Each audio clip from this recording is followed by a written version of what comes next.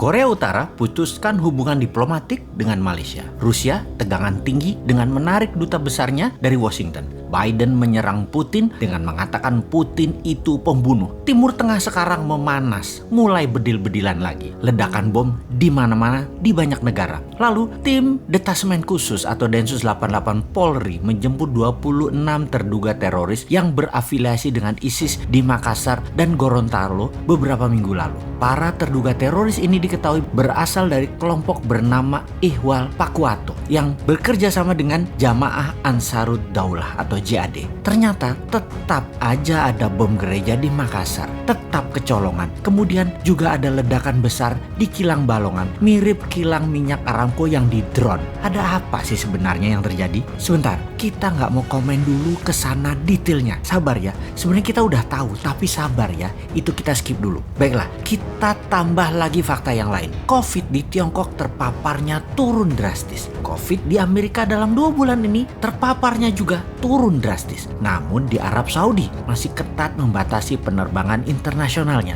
Masih selected karena COVID merajalela lagi. Bahkan di Tanzania lockdown. Negara Eropa Barat seperti Spanyol, Inggris, Perancis, Italia masih juga selected international visitor karena masih pandemik. Jenis baru lagi pandemiknya. Banyak di negara besar dan negara penting di dunia ini ternyata COVID belum bisa turun drastis di sana. Sehingga efek perlambatan ekonomi menjadikan mendung ekonomi di Eropa, di Afrika, di Asia. Pastinya di dunia di tahun 2021 ini mendung ekonominya. Bagaimana kita melihatnya hal ini yang lama kita sudah mengatakan dalam analisa Sontoloyo ala Bosman itu. Ketika globalis di belakang Biden CS Partai Demokrat Amerika, maka globalis menguasai 2 negara besar, Tiongkok dan Amerika. Keduanya diadu adalah Tiongkok CS yaitu One Belt One Road versus High Road-nya Amerika CS. Kemudian dunia dibuat gonjang-ganjing di mana instrumen perang yang terbesar adalah perang militer, yang terkecil adalah perang sel atau biasa disebut Terrorist Act mulai dipakai lagi. Mulai terjadi semua kan saat ini. Dunia ini semua sedang berperang melawan virus sebenarnya. Dunia sedang berperang aslinya tuh melawan siapa? Melawan globalis karena emang dimainkan oleh globalis. Alatnya mereka yaitu 2 negara besar tadi, Amerika dan Tiongkok. Kemudian perang militer dan berbagai penyakit disebabkan oleh virus seperti Ebola, Cikunya, dan Corona. Disinilah cara bernegara Indonesia ditantang ke limit, ke batas kemampuan maksimum pemimpinnya, ke batas kemampuan maksimum politikusnya, dan ke batas kemampuan pejabatnya. Jadi apa yang terjadi di Indonesia saat ini seharusnya yang harus dilakukan? Kita tahu bahwa bentuk negara Indonesia bukan lagi seperti apa yang Founding Father Indonesia ini dibuat di awal pada saat Indonesia menyatakan dirinya menjadi negara. Indonesia ini bangsanya jadi dulu yaitu di tahun 1928. Baru negaranya lahir Indonesia itu yaitu di tahun 1945. Bergesernya bernegara saat ini karena kekuatan parlemen yang menguat ditambah kekuatan partai yang mencengkram dunia perpolitikan di Indonesia. Kita bukan lagi bentuk negaranya presidensial tapi parlementer. Karena itu ketika parlemen bertaring terlalu kuat, siapapun presidennya tidak akan bisa main gigi 5. Full throttle itu tidak mungkin. Tetap harus bagi-bagi kekuasaan dan bagi-bagi permen keuangan. Lalu yang jadi masalah adalah pengetahuan bernegara masyarakat juga parah, dibuat jadi rendah. Jadi yang memegang kendali bernegara tinggal mainin aja apa pendapat rakyat, apa pendapat mereka. Rakyat manut, nonton, gak bisa buat apa-apa. Contohnya mulai digulirkan wacana presiden 3 kali di mana muncul kampanye mempropagandakan bahwa calon terkuat Jokowi Prabowo di tahun 2024. Lalu ada berita mengejutkan kalau Jokowi mencalonkan ketiga kalinya, hasil survei ternyata nama SBY melawan dengan kuat. Bahkan saat ini leading. Nah lo bingung gak tuh kaum old mind? Kalian ini gak pernah selesai berdrama ya. Lalu kaum new mind bagaimana? Diam aja sih saat ini. Incumbent dan oposisi menari-nari seakan-akan bisa membuat Indonesia berdaulat.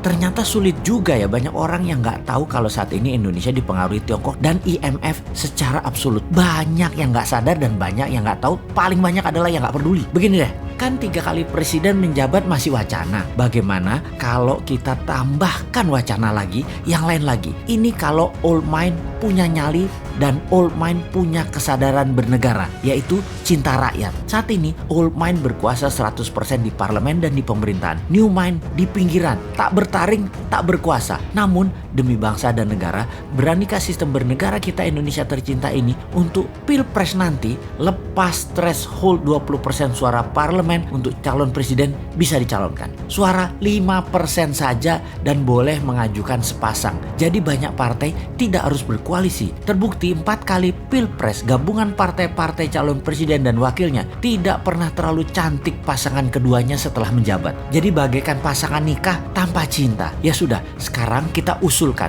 suara parlemen turunkan dari 20% ke 5% untuk ambang batas calon presiden dan langsung bisa mengajukan sepasang. Syarat berikutnya, total pasangan calon tidak boleh 7 pasang dengan menghitung suara parlemen dari suara terbanyak. Jadi apa yang terjadi? Misalnya pasangan PDIP dan Gerindra, Pak Jokowi dan Pak Prabowo, itu sudah 30% suara parlemen. Tapi masing-masing ternyata kreatif. Masing-masing mencalonkan diri sendiri. PDIP mencalonkan Ganjar dan Puan. Gerindra mencalonkan Pak Prabowo dan Pak Sandi Uno. Kemudian Golkar mencalonkan Erlangga dan Tito. Golkar bisa calonkan sendiri tentunya. Partai Demokrat Perjuangan mencalonkan SBY dan AHY. Demokrat KLB mencalonkan Muldoko dengan Ahok. Nasdem Pak Surya Paloh dengan Ridwan Kamil. PKS Anies dengan Habib Rizik. PKB Caimin dengan Deddy Corbuzier. PAN P3 mencalonkan Gatot dan Din Samsudin. Siapapun itu silahkan bertanding. Mainnya nanti 2 babak jika tidak ada pemenang yang mendapatkan suara 50% plus 1 suara. Jadi tanding ulang